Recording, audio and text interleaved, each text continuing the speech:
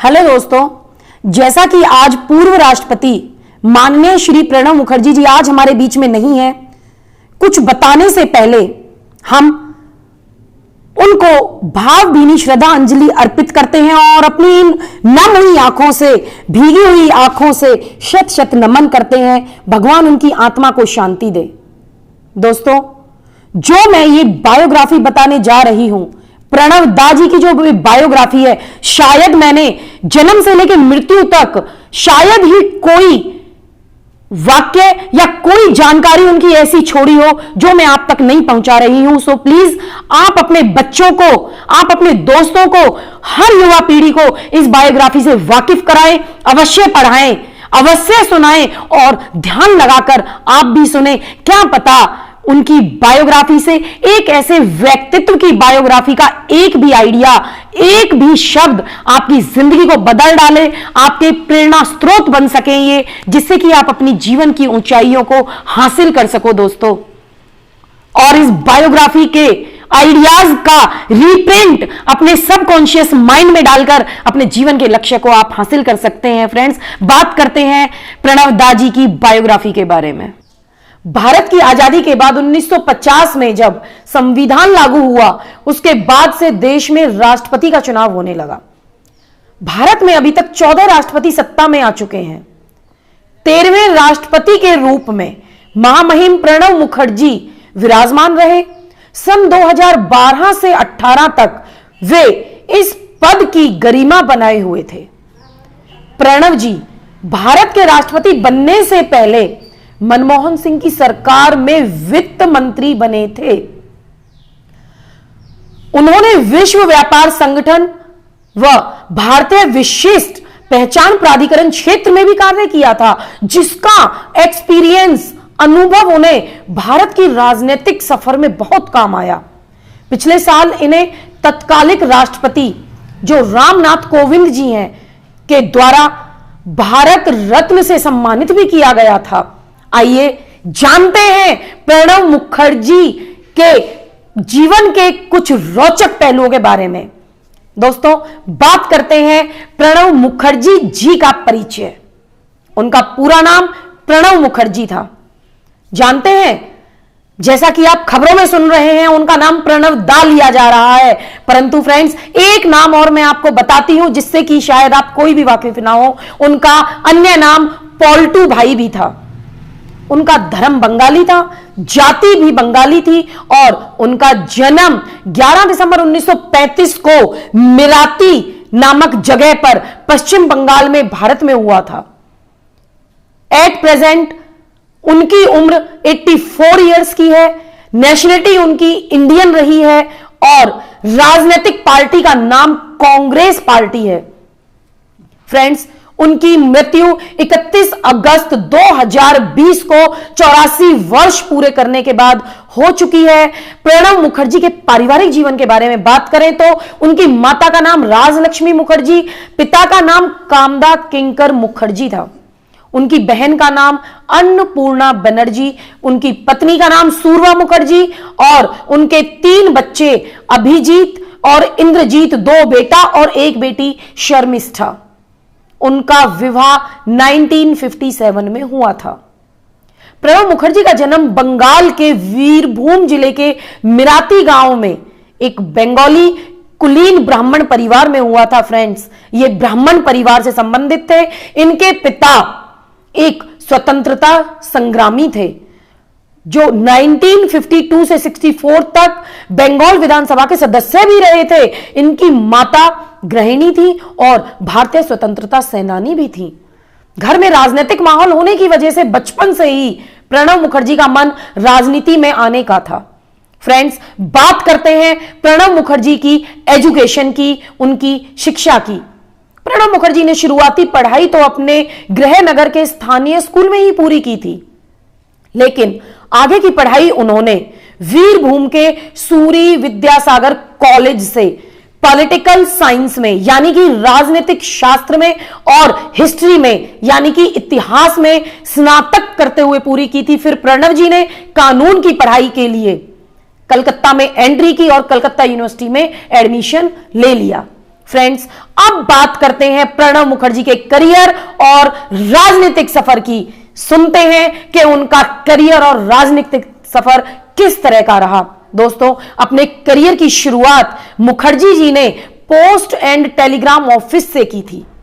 सुनो, जहां वो एक क्लर्क थे और 1963 में विद्यासागर कॉलेज में वो राजनीति शास्त्र के प्रोफेसर भी बन गए और साथ ही साथ देश डाक में पत्रकार के रूप में यानी कि जर्नलिस्ट के रूप में भी काम करने लगे।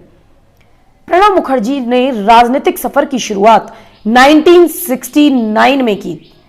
वो कांग्रेस का टिकट मिलकर राज्यसभा के सदस्य बन गए। चार बार वो इस पद के लिए चयनित हुए थे। वे थोड़े समय में इंदिरा जी के चहेते बन गए थे। सोचो, उनका इंप्रेशन, उनकी छवि राजनीतिक क्षेत्र में कितनी जबरदस्त थी। और सन 73 में इंदिरा जी के कार्यकाल के दौरान वे औद्योगिक विकास मंत्रालय में उप मंत्री भी बन गए। 75 से 77 में आपातकालीन स्थिति के दौरान प्रणब मुखर्जी पर बहुत से आरोप भी लगाए गए, लेकिन इंदिरा जी की सत्ता आने के बाद उन्हें क्लीन चिट मिल गया। इंदिरा गांधी जी के प्रधानमंत्री के कार्यकाल के दौरान प्रणब जी 82 से 1984 तक फाइनेंस मिनिस्टर के पद पर विराजमान रहे थे। इंदिरा गांधी जी की मौत के पश्चात राजीव गांधी से प्रणब जी के संबंध कुछ ठीक नहीं रहे और राजीव गांधी जी ने अपने कैबिनेट मंत्रालय में प्रणब जी को वित्त मंत्री बनाया था, लेकिन राजीव गांधी से मतभेद के चलते हुए प्रणब दा ने अपनी एक राष्ट्रीय समाजवादी कांग्रेस पार्टी गठित कर दी। सोचो, उन्होंने अपनी एक अलग पार्टी गठित कर दी और 1985 में प्रणब जी वेस्ट बंगाल कांग्रेस समिति के अध्यक्ष भी रहे। थोड़े समय के बाद 89 में राजीव गांधी जी के साथ उनकी सुलह हो गई, उनके विचार मिलने लगे और एक बार फिर कांग्रेस से जुड़ गए। कुछ लोग इसके पीछे की वजह ये बोलते थे, ऐसा बताया जाता था कि इंदिरा गांधी की मौत के बाद प्रणब जी खुद को पीएम के उम्मीदवार के रूप में देखते थे, लेकिन उनकी मौत के बाद राजीव गांधी से सब उम्मीदें करने लगे। पीवी नरसिम्हा राव का प्रणब मुखर्जी के पॉलिटिकल लाइफ को आगे बढ़ाने में बहुत योगदान है। पीवी नरसिम्हा राव जी जब पीएम थे तब उन्होंने प्रणब मुखर्जी को योजना आयोग का, प्लानिंग कमीशन का प्रमुख बना दिया और थोड़े समय बाद उन्हें केंद्रीय कैबिनेट और विदेश मंत्रालय का कार्यभार भी सौंप दिया गया। अब जानते हैं कि हमारे माननीय प्रधानमंत्री नरेंद्र मोदी जी के आने के बाद उनका सफर कैसा रहा, मोदी जी के आने तक का उनका सफर कैसा रहा। फ्रेंड्स, जानते हैं कि सन 99 से 2012 तक प्रणब मुखर्जी केंद्रीय चुनाव आयोग के अध्यक्ष रहे और सन 1997 में प्रणब मुखर्जी जी को भारतीय संसद ग्रुप के द्वारा उत्कृष्ट सांसद का खिताब दिया गया। जब सोनिया गांधी जी ने राजनीति में आने का सोचा तो प्रणब मुखर्जी जी उनके मेंटर बने और उन्हें बताया कि कैसे उनकी सास इंदिरा गांधी जी काम किया करती थी। सोनिया गांधी जी को कांग्रेस प्रमुख बनाने में प्रणब मुखर्जी जी का बहुत बड़ा हाथ है, क्योंकि प्रणब मुखर्जी जी तो इंदिरा गांधी जी के समय से राजनीति में थे। राजनीति के सारे दावपेच सोनिया जी को प्रणब मुखर्जी ने ही सिखाए थे। प्रणब जी के परामर्श के बिना सोनिया जी कुछ कर ही नहीं सकती थी, कुछ कर नहीं पाती थी। दोस्तों, सन 2004 में प्रणब मुखर्जी जी ने जंगीपुर से चुनाव लड़ा और जीत हासिल करके लोकसभा के सदस्य बन गए। इसके साथ ही कांग्रेस पार्टी के नेतृत्व में यूपीए बनी।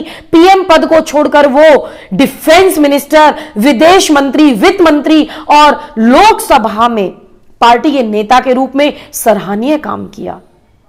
फ्रेंड्स, इस दौरान मनमोहन सिंह जी को पीएम बनाया गया। कहते हैं कि अगर उस समय प्रणब मुखर्जी जी को पीएम बनाया जाता तो आज देश विकास के क्षेत्र में बहुत आगे होता। प्रणब मुखर्जी जी मनमोहन जी के बाद कांग्रेस के दूसरे बड़े नेता थे। प्रणब मुखर्जी जी को कांग्रेस पार्टी का संकट मोचक भी कहा जाता है। जिस तरह हनुमान जी को राम भगवान का संकट मोचक कहा जाता है, उसी तरह प्रणब मुखर्जी जी को भी संकट मोचक की भी उपाधि दी गई। कांग्रेस की डूबती नैया को इन्होंने किनारे लगाया उसको पार लगाया। सन 85 से प्रणव जी जो वेस्ट बंगाल कांग्रेस समिति के अध्यक्ष रहे, 2010 में उन्होंने किसी मतभेद के चलते उन्होंने इस पद से इस्तीफा दे दिया था। फ्रेंड्स, जानते हैं प्रणब मुखर्जी जी का राष्ट्रपति बनने का सफर कैसा रहा। जुलाई सन 2012 में प्रणब मुखर्जी जी पीए संगमा को 70% वोटों से हराकर राष्ट्रपति पद पर विराजमान हो गए थे। सभी जानते हैं कि प्रणब दा 2012 से 2017 तक हमारे माननीय पद राष्ट्रपति जी के पद पर आसीन रहे। ये पहले बंगाली थे जो राष्ट्रपति बने थे। प्रणब जी ने गांधी परिवार को करीब से देखा था, क्योंकि उनका इंदिरा गांधी जी से काफी करीबी रिश्ता था, जबकि राजीव गांधी के साथ उनके रिश्ते अच्छे नहीं रहे। इसके बावजूद उनकी पत्नी सोनिया गांधी जी से प्रणब जी ने अच्छे संबंध रखे और राजनीतिक जीवन में उनका साथ दिया। प्रणब जी का राष्ट्रपति बनने तक का सफर आसान नहीं रहा। ऐसे ही नहीं कि वो इस पद तक पहुंचने के लिए आसानी से सफर तय किया। दोस्तों, बहुत संघर्ष किया उन्होंने, उन्हें काफी उतार चढ़ाव का सामना करना पड़ा। प्रणब जी ने अपने जीवन के 40 साल भारतीय राजनीति को दिए। सोचो, 40 इयर्स। हमारी युवा पीढ़ी को इस बायोग्राफी को सुनकर इंस्पायर हो जाना चाहिए, प्रेरित होना चाहिए कि एक इतने लंबे संघर्ष के बाद वो हमारे राष्ट्रपति पद पर आसीन हुए थे, जो एक महत्वपूर्ण योगदान है।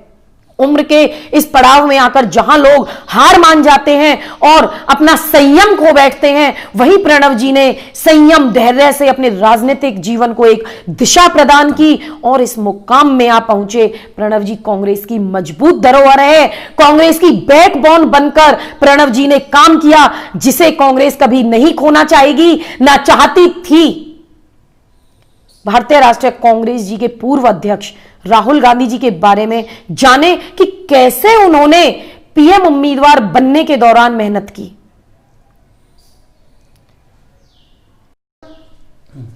बात करते हैं प्रणब दा जी के स्वभाव की, नेचर की, कि उनका स्वभाव क्या था, उनके अपने जिंदगी के शौक क्या रहे। दोस्तों, प्रणब दा जी को पढ़ना, लिखना, यहां तक कि बागवानी करना, सुनकर बड़ी हैरानी होगी कि बागवानी करना जो कि बहुत कम लोगों का शौक होता है, और संगीत का तो बेहद शौक था। ऐसा ही नहीं, इन्होंने बहुत सारी किताबें भी लिखी।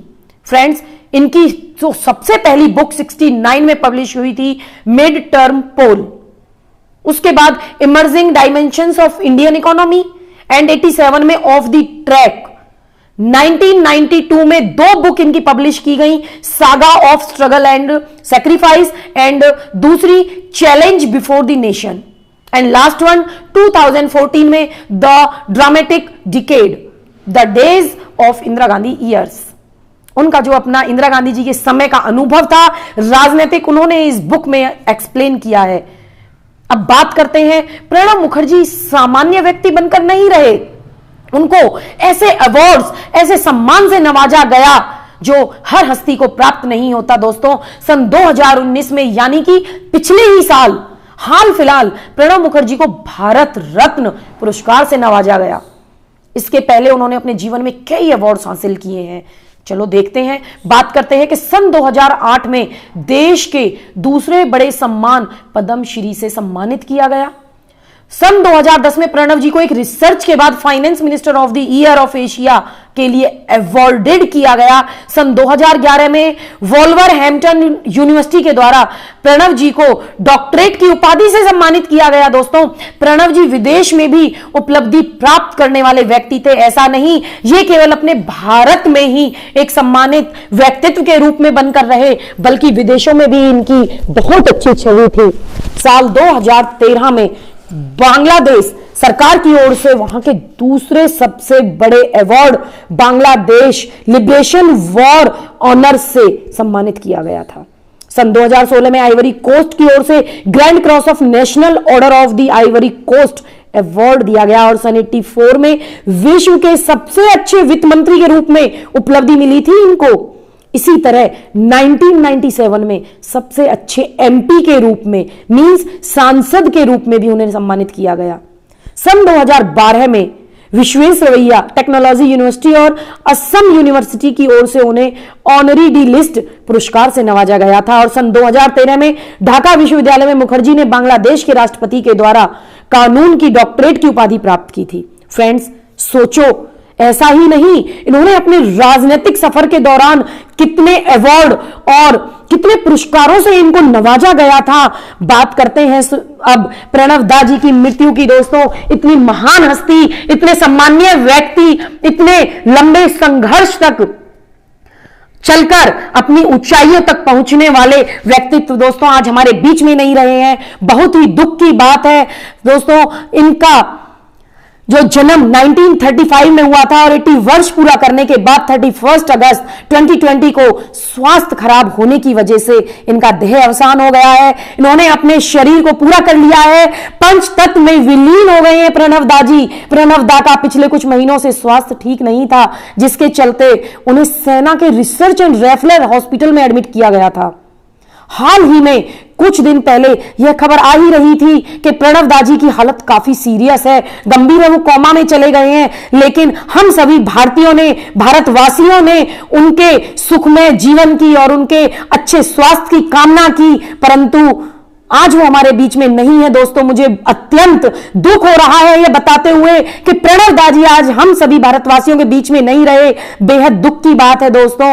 उनको वेंटिलेटर पर रखा गया और उसके बाद यह खबर मिली, उनके बेटे अभिजीत सिंह जी ने ट्वीट दिया कि आज पिताजी हमारे बीच में नहीं है, उनका देहांत हो गया है। लेकिन अब यह खबर बिल्कुल सही नहीं बल्कि अफवाह सी लगती है, झूठी लगती है।